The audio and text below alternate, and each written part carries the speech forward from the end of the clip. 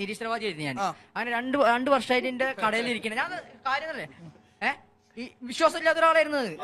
ഞാൻ പറഞ്ഞുതരാം എന്റെ കാര്യങ്ങൾ പറയട്ടെ. നിങ്ങൾ അങ്ങനെ നല്ല ഇതിനെല്ലാം തർക്കിക്കുന്ന ഒരാളായിരുന്നു ഞാൻ. കാരണം അങ്ങനെ ഞാൻ 20 വർഷമായിട്ട് ഞാൻ സ്റ്റുഡിയോ തുടങ്ങുന്നത്. ഇപ്പൊ ഈ 2011 ഇപ്പൊ തൊട്ടിട്ട് എന്താ വെച്ചാൽ എന്റെ കടയിൽ ഇരിക്കുന്ന 3 പേര്, ഒരു ക്രിസ്ത്യന്, 2 മുസ്ലിമാണ്. അപ്പൊ അവരിങ്ങനെ പറയടക്കി. കാരണം ആകെ ഡള്ളാണ്, കാരണം വർക്ക് തീരല്ല. ഞങ്ങൾ 4 ആളുണ്ട് സ്റ്റുഡിയോയില്. അങ്ങനെ പറഞ്ഞു നമുക്ക് ആരെങ്കിലും ഒക്കെ പോയി കാണാൻ തന്നെ. അങ്ങനെ തന്നെ ഒരാളാണ് ഈ മോഹനമണിക്കരെ സജസ്റ്റ് ചെയ്ത്. അങ്ങനെ ഞാൻ പോയി കണ്ടോക്കുമ്പോൾ എന്നോട് പറഞ്ഞ് എനിക്കൊരു ചെറിയൊരു പ്രശ്നങ്ങളുണ്ട്. അപ്പൊ പറഞ്ഞാൽ ഞാൻ മണിക്കരോട് പറഞ്ഞു എനിക്ക് തീരെ വിശ്വാസമില്ല. അപ്പൊ എന്നോട് പറഞ്ഞു എന്റെ വിശ്വാസം നിന്നെ തുറക്കട്ടെ, അതല്ല നീ ഞാൻ പറഞ്ഞത് കേൾക്കുന്നതാണ്.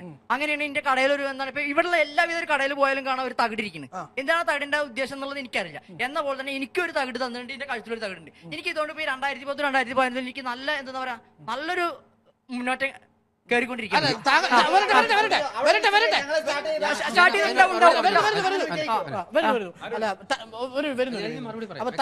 താങ്കളുടെ സ്റ്റുഡിയോയിൽ ഇപ്പൊ നല്ല കച്ചവടം ഉണ്ട്.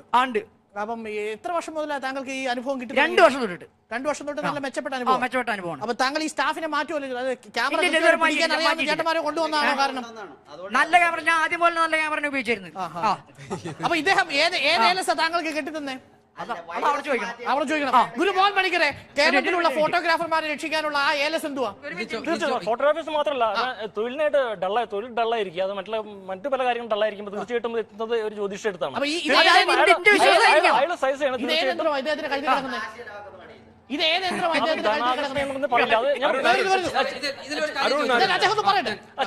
ഞാൻ നേരത്തെ പറഞ്ഞ പോലെ ചില മന്ത്രങ്ങൾ